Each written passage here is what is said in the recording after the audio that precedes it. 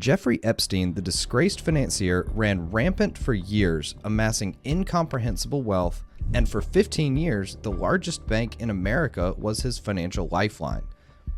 This didn't happen in the shadows, it unfolded in plain sight, inside the fortress of Wall Street itself, JPMorgan Chase, a titan of finance, a name that means wealth and power, and for more than 200 years, a pillar of the global economy. While Epstein was trafficking and abusing young women, court documents and internal records allege that the bank wasn't just looking the other way. They were actively helping him. They processed his payments, they handled his cash, they ignored warnings from their own staff. This is the story of a twisted partnership that lasted 15 years. It's the story of red flags that weren't just missed, but deliberately buried. It's the story of how a powerful institution allegedly put profits and its relationship with one wealthy, well-connected man above everything else. And it's the story of how it all led to a staggering payout they couldn't hide, $365 million. A sum meant to buy silence and settle the score for years of complicity. But the questions left behind are worth far more. How did this happen, and who really has been held accountable? To understand how the bank with the reputation of being the safest hands in finance got tangled up with a predator, you first have to understand the world of private banking. This isn't your local Chase branch. This is an exclusive white glove service for the ultra rich. It's a world built on relationships, discretion, and bringing in big money. And back in the late 1990s, Jeffrey Epstein was exactly the kind of client they wanted. In 1998, Jeffrey Epstein was welcomed into JPMorgan's private bank. He was already a man of immense and mysterious wealth, marketed as a money manager to the elite. For a bank that thrives on connections, he looked like a prized client. He had a mansion in Manhattan, a private jet, and a growing network of powerful friends that included presidents, princes, and Nobel laureates. He didn't just have money, he had access, and that's a currency all its own. But the truth was stranger. Epstein didn't run a typical investment business. He had only a handful of confirmed clients, the biggest being retail magnate Leslie Wexner, the co-founder of Bath & Body Works and the principal in Abercrombie & Fitch, Victoria's Secret, and La Senza, among other companies. Despite the small client count, Epstein's accounts showed flows of hundreds of millions of dollars. For JPMorgan, that was enough. The man who brought Epstein into the fold and championed him was James Jess Staley. Staley was the head of JPMorgan's private bank, a rising star known for his ambition. He and Epstein developed what's been described as a profound and deeply personal friendship. They were more than banker and client. They traveled together, they confided in each other. Their emails, which later became crucial evidence, were filled with odd, coded language referencing Disney princesses like Snow White.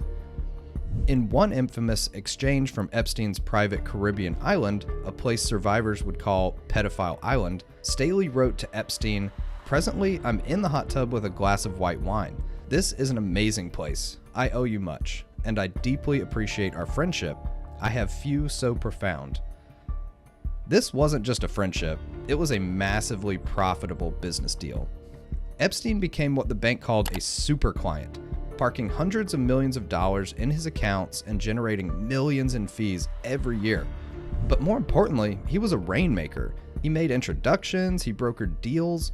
One of his most famous plays was arranging JPMorgan's $1.3 billion acquisition of the hedge fund Highbridge Capital Management in 2004, a deal that netted Epstein a $15 million fee.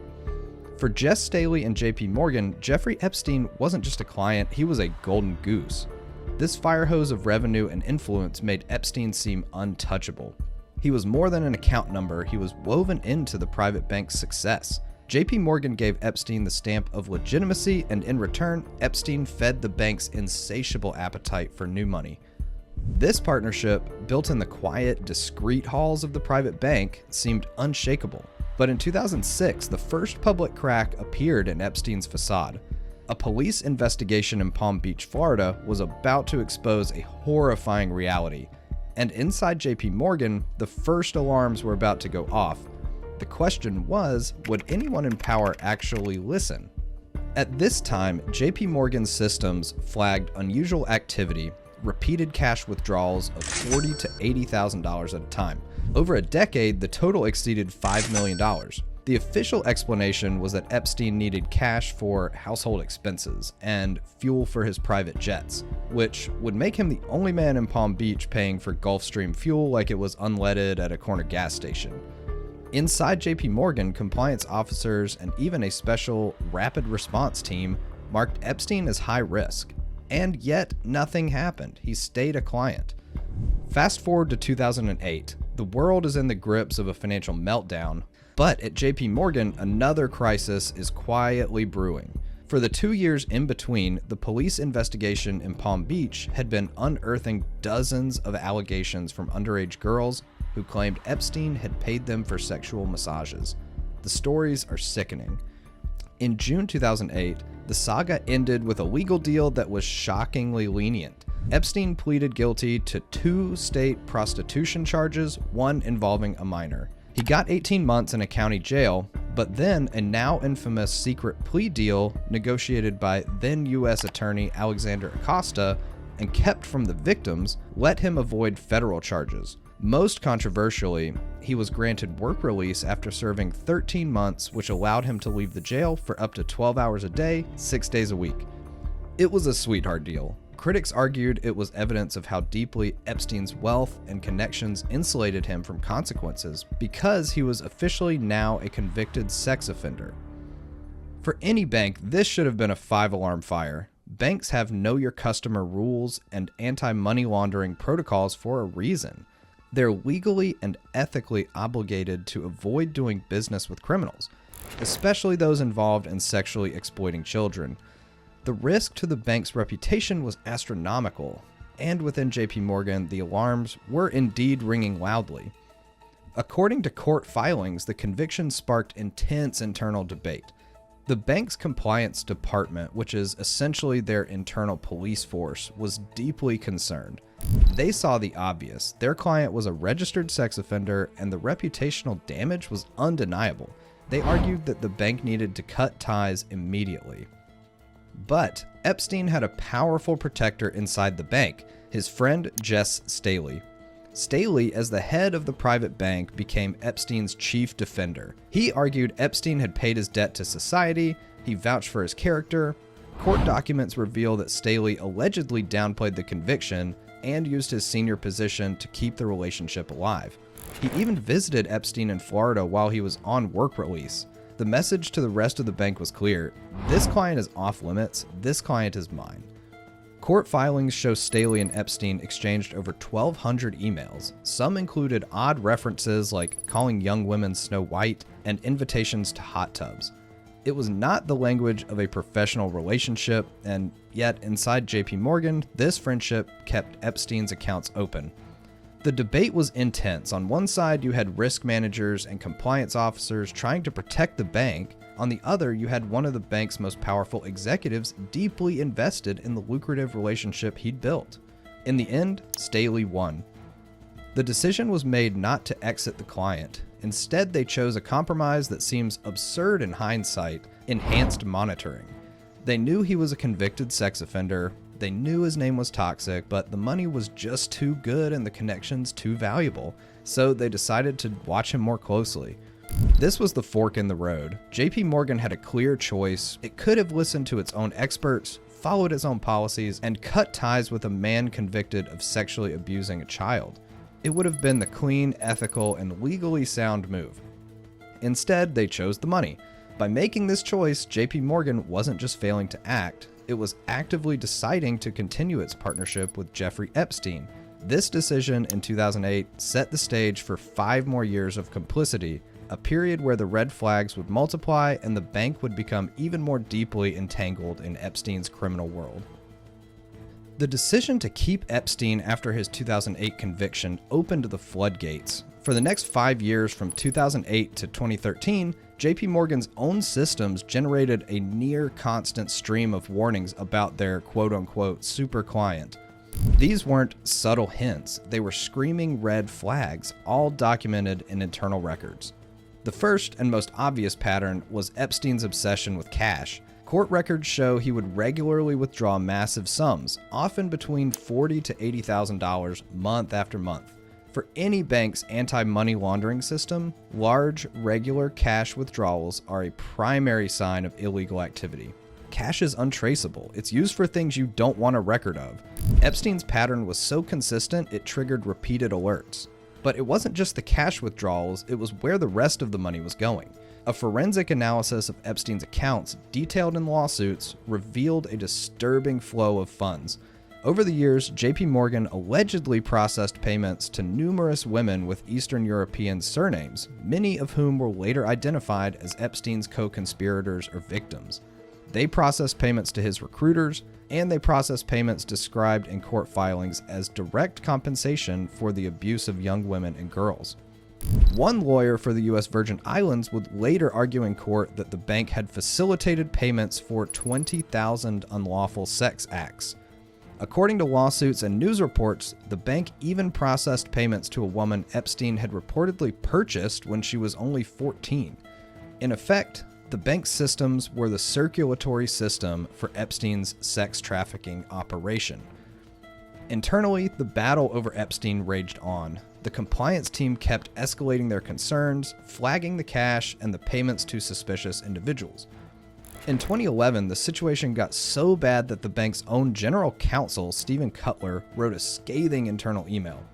He stated, "Jeffrey Epstein is not an honorable person in any way. He should not be a client." Mary Erdoes, head of wealth management, replied simply, "Oh boy." You'd think a warning from the bank's top lawyer would be the end of it. It wasn't. Once again, Jess Staley reportedly ran interference, persuading Cutler to meet with Epstein personally to hear him out. The defense was always the same. Epstein was valuable, he was misunderstood, the allegations were baseless, and for a time it kept working. Staley's influence and the millions in revenue Epstein brought in consistently outweighed the mountain of evidence. Even Epstein's personal behavior should have raised alarms. There are accounts of him bringing young women into JPMorgan offices for meetings. In a stunning deposition, Jess Staley himself would later admit to having a sexual relationship with a woman on Epstein's staff, whom he'd met while waiting for Epstein at his apartment. The line between professional banking and personal entanglement wasn't just blurred, it was obliterated. Throughout this time, JPMorgan filed suspicious activity reports, or SARs, with the U.S. Treasury, as required by law. But here's the critical detail. Filing an SAR isn't a get-out-of-jail-free card. The law doesn't just require you to report suspicious activity, it requires you to stop facilitating it. You can't file a report saying you think your client is a human trafficker and then keep processing his trafficking-related payments for another decade. But that, according to the lawsuits, is exactly what JPMorgan did. They ticked the compliance box by filing the reports, but they failed to take the crucial next step, closing the accounts. The engine of Epstein's operation kept running, fueled by the very institution that was documenting its suspicious movements. By 2013, the pressure on JPMorgan was becoming unbearable. The world of banking had changed since the 2008 financial crisis. Regulatory scrutiny was at an all-time high, and banks were getting hit with massive fines for failures in their anti-money laundering controls. The era of looking the other way was officially, at least, ending. Inside JPMorgan, the faction that had fought for years to get rid of Epstein finally had the leverage it needed. The constant red flags from Epstein's accounts were now viewed through a much harsher regulatory lens. The risk calculus had shifted. Keeping Epstein was no longer just a potential PR nightmare, it was a clear and present danger to the bank's bottom line. Another key thing had changed. Jess Staley, Epstein's powerful protector, left JPMorgan in early 2013. With his primary defender gone, Epstein was suddenly vulnerable. The executives who had long been wary of him, including Mary Erdoes, the head of asset and wealth management, now had the green light. So the decision was finally made. After 15 years, a criminal conviction, and countless internal warnings, JPMorgan Chase terminated its relationship with Jeffrey Epstein. They closed his accounts, and Epstein, furious, moved his fortune to his new financial home, Deutsche Bank. For JPMorgan, it must have felt like a crisis averted. They had finally cut ties with their most toxic client. It seemed like they had gotten away with it. The story went quiet. Epstein continued to move in elite circles, now with Deutsche Bank's backing, and JPMorgan went on to post record profits. But the past doesn't stay buried. On July 6, 2019, the world was stunned. Jeffrey Epstein was arrested by federal agents at Teterboro Airport in New Jersey, this time on far more serious charges of trafficking. Just over a month later, on August 10, 2019, Epstein was found dead in his Manhattan jail cell. His death was ruled a suicide. But Epstein's death wasn't the end of the story. It was the beginning of the reckoning. With the main perpetrator gone, the legal focus shifted with laser intensity to his network of enablers. Who had helped him? Who had funded him? Who had given him the air of legitimacy he needed to operate for so long? At the very top of that list was JPMorgan Chase. The 5 years of silence were shattered. The internal documents, the emails, the depositions, all the evidence of the bank's long and sordid relationship with Epstein began to spill out. The decision to keep him in 2008, the ignored warnings, the role of Jess Staley, it all came roaring back. The breaking point of 2013 hadn't been a clean break at all. It was just a pause before the real consequences began. With Epstein dead, the legal floodgates opened. The lawsuits filed against JPMorgan Chase weren't just about money. They were a direct accusation that the bank had been a crucial partner in Epstein's crimes. Two main legal battles emerged. The first was a class action lawsuit filed in November 2022 on behalf of Epstein's victims. Known as Jane Doe 1 versus JPMorgan, the suit laid out in devastating detail how the bank had allegedly enabled the trafficking operation. The victims' attorneys argued that JPMorgan knowingly benefited, choosing to reap the financial rewards over protecting vulnerable girls and women. The second major lawsuit came from the government of the U.S. Virgin Islands, home to Epstein's notorious private island. The territory sued JPMorgan in December 2022, arguing the bank was indispensable to the operation and concealment of the Epstein trafficking enterprise. JPMorgan's initial defense was to deny everything and attack. They called the lawsuits misguided. In a particularly aggressive move, the bank turned around and sued its own former executive, Jess Staley. JPMorgan alleged that Staley had concealed what he knew about Epstein's conduct and was the one truly responsible. The bank essentially demanded that Staley cover any damages they might have to pay. It was a stunning reversal. The bank was now trying to pin the whole scandal on the very star executive who had, under their employment, protected a criminal. As the lawsuits moved forward, more embarrassing and damaging information became public. Top executives, including CEO Jamie Dimon and wealth management chief Mary Erdoes, were forced to sit for hours of questioning. It was a PR nightmare that dragged on for months, keeping the bank's name tied to Epstein's in headline after headline. Faced with a trial that would air even more of its dirty laundry, JPMorgan decided to settle. So in June 2023, the bank agreed to pay $290 million to resolve the victims' class action lawsuit. In a statement, the bank said, "We all now understand that Epstein's behavior was monstrous, and that the settlement was in the best interest of all parties, especially the survivors." A few months later, in September 2023, JPMorgan settled the second major lawsuit, agreeing to pay $75 million to the U.S. Virgin Islands. Most of that money was designated for local charities and to fight human trafficking. Together, the two settlements totaled $365 million. This was the final bill for JPMorgan's 15-year relationship with Jeffrey Epstein. The bank also reached a confidential settlement with Jess Staley. While JPMorgan didn't formally admit liability in the settlements, the sheer size of the payout spoke volumes. As the U.S. Virgin Islands Attorney General said, it should sound the alarm on Wall Street about banks' responsibilities. For a bank that makes tens of billions in profit, $365 million is financially manageable. But the cost to its reputation was incalculable. America's largest bank was forced to publicly pay for its role in enabling one of the worst sex offenders in modern history. So, $365 million is a huge number, but for an institution like JPMorgan Chase, which brought in over $128 billion in revenue in 2022 alone, it's a fraction of its annual income. This leads to a deeply uncomfortable question. Was this a form of justice or just a rounding error? A calculated cost of doing business. No senior executive at JPMorgan lost their job over the Epstein scandal. No one was criminally charged. The CEO, who claimed to have never even heard of one of his private bank's most problematic clients until his 2019 arrest, is still at the helm. Staley, the man at the center of it all, settled confidentially with the bank that once tried to make him the fall guy. The key decision makers who let the relationship fester for years faced no real professional consequences. To understand the scale of this scandal, it helps to compare it with others. In 2012, HSBC was caught laundering billions in cartel money. The fine was $1.9 billion. No executives went to jail. From 2013 to 2018, Deutsche Bank took over Epstein's accounts after JPMorgan finally cut him off. In 2020, they were fined $150 million by New York regulators. And in 2023, paid $75 million to Epstein's victims. In 2014, JPMorgan itself paid $2 billion for failing to detect Bernie Madoff's Ponzi scheme, the largest financial fraud in history. So, if you're keeping score, cartel cash, Ponzi fraud, sex trafficking, different scandals, same banks, same playbook. This highlights a deep, systemic problem on Wall Street. The scandal exposed a culture where profits and powerful relationships often take priority over ethics and compliance.